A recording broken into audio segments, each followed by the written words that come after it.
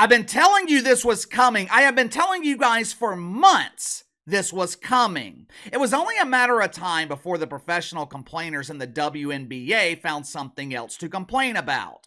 Just like every other season in the dump, this season in the WNBA has been filled with constant whining and complaining. Before the season even started, dump divers in the WNBA were already complaining about travel accommodations.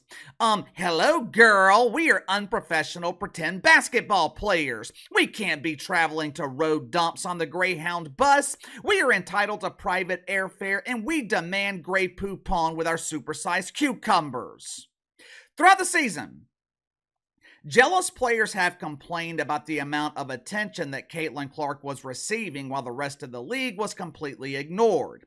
In the rare instance that some unknown WNBA player was receiving media attention, they would complain about the coverage. Ew, why does SportsCenter only show our highlights in the blooper segment? Maybe ESPN shows highlights of WNBA bloopers because that is the only entertaining moments that this league provides. If ESPN didn't show highlights of WNBA bloopers, they wouldn't be showing the league at all. There have also been constant complaints this season of mythical racism and mythical misogyny. A league that has been begging for attention for decades is now complaining about the attention they are receiving. Not only that, they are creating stories of racism without providing a single piece of evidence to support their claims.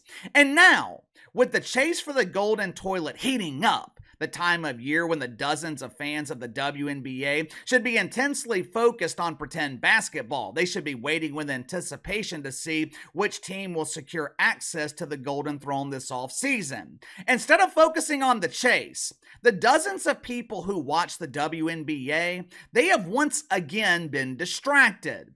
Bitter dump divers, they have set aside all their other complaints from this season to renew their focus on the original complaint in the WNBA dump. As predicted many times here on the channel, WNBA players are once again complaining about their minimum wage salaries. I told you. If you haven't already, make sure to like and subscribe. You can follow me on Twitter at KC_BTL84. Link to the second channel in the description below. Last night, I gave you guys the latest update on Blair Fleming and San Jose State. Not sure what the topic is going to be on the second channel later tonight. If you have a suggestion, shoot me an email, btlkc84@gmail.com. Last week, the Seattle shitfucks were eliminated from the WNBA playoffs. Their dreams of having access to bathrooms with running water, those dreams will have to wait another year to come to fruition. Back to the porta potties. Over the weekend, anonymous players from Seattle met with dozens of empty chairs and the one or two media interns who were assigned to cover the WNBA in order to graduate for their end-of-year press conference. Now, one of the anonymous players representing the Seattle dump at this press conference was Gabby Williams.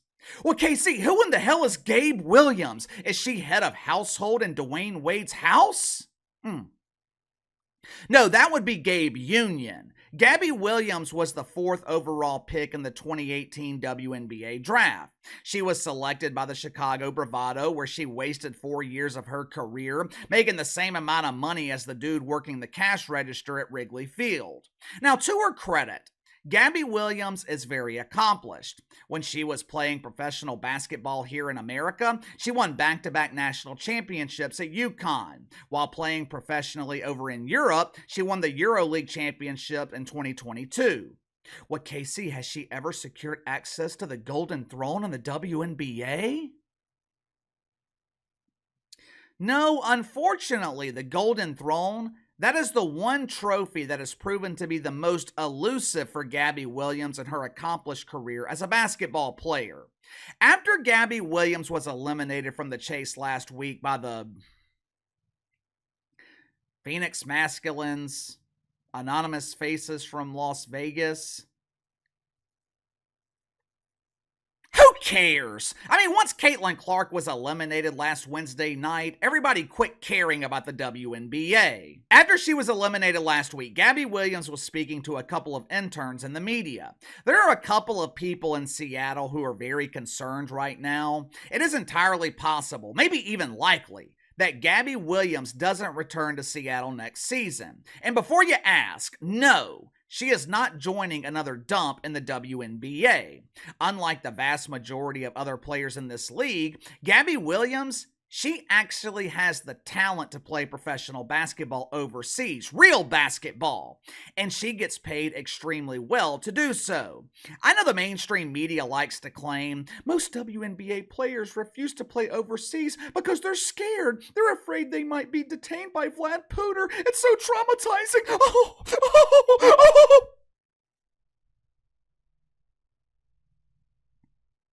Yeah, I don't think Gabby Williams is worried about Vlad Puder while playing real basketball in France. The real reason that most WNBA players aren't playing overseas, they're not good enough. Basketball players in the Euro League, they actually know how to make layups. They have the ability to do this amazing trick where they dribble a ball through their legs. Believe it or not, the women's league in Europe, it is actual basketball. As she was addressing the media, Gabby Williams mentioned the number one complaint in the WNBA: minimum wage salaries. Now, it doesn't have too much of an impact on her, but it does impact the players who are stuck in the dump. In the process, though, Gabby Williams, she humiliated WNBA Commissioner Cathy Engelbert as she highlighted one of her many lies. Watch it for yourself. W thinks that they don't have to pay us more in order for us to be here. Our commissioner talked about us being able to, make 700,000. That's not true at all. There's not one player who makes that. We were promised, team marketing agreements and league marketing agreements, but they've fallen quite short. So it's still not enough for us international players to want to stay here. The WNBA, if you want us to be here, you have to pay us more. Before I explain a few things to Gabby Williams, before I teach her how the WNBA works and why they can't afford to increase your minimum wage, I'm going to start by agreeing with Gabby Williams. She is absolutely right. Cathy Engelbert is full of shit. There is not a player in the WNBA that makes $700,000 a year. Matter of fact, there's not a player in the WNBA that is making half of that amount. Gabby Williams alluded to the fact that WNBA players feel like they were lied to because Cathy Engelbert claimed that you're going to see an increase in pay because of marketing dollars. You were free to secure sponsorships just for men, woke women with wieners, Donnie's Dungeon of Diverse Dongs. These are just a few of the companies who are willing to give you free money for doing nothing.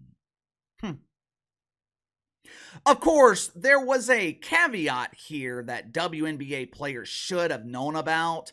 I guess they overlooked it when they were being blinded by the delusion that they were stars. Sponsors are only willing to give you money if you have a platform. Sponsors are only willing to give you money if you have mainstream recognition and influence. Out of the 144 players in the WNBA, only 2 meet those qualifications: Caitlin Clark, Angel Reese.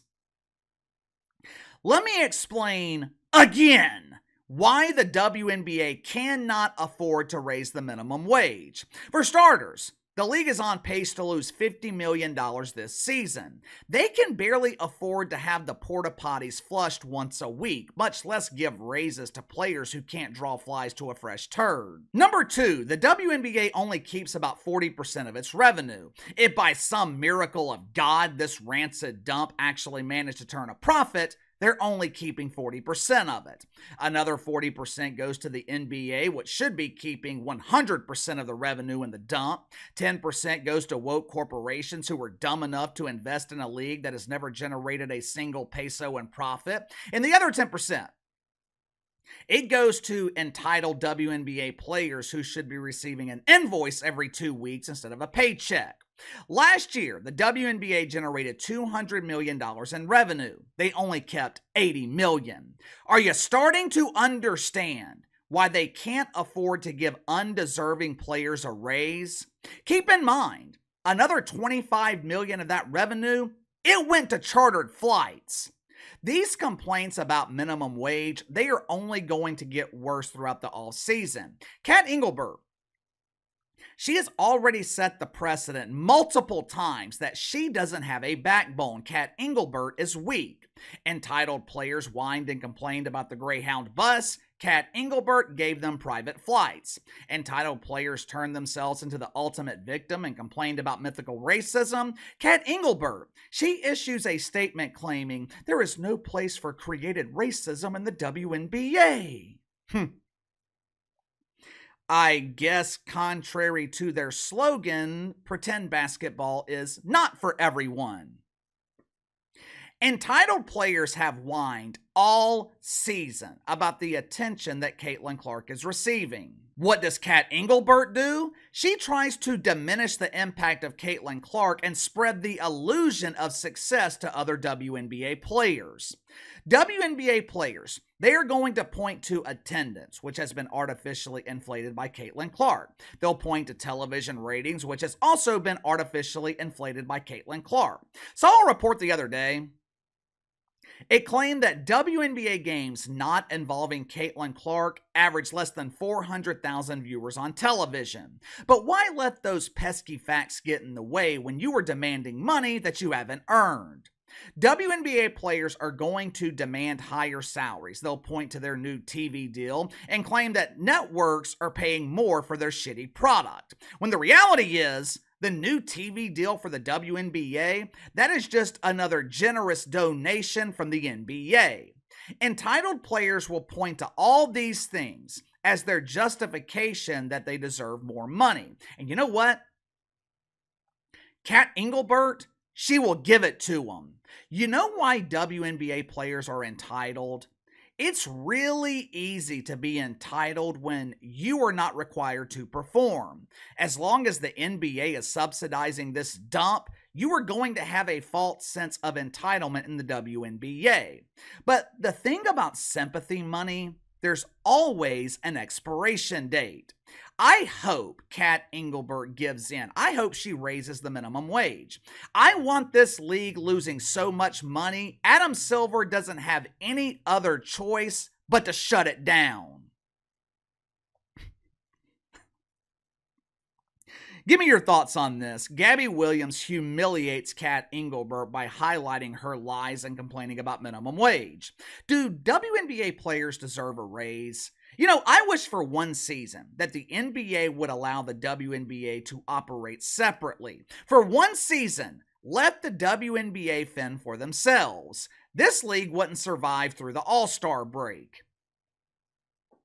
Will we see more WNBA players complaining about their salaries during the off-season? Let me know. Sound off in the comments below. Like, subscribe, share the video. Appreciate your support. Best way to contact me is by email at btlkc84@gmail.com, and I'll see you guys later.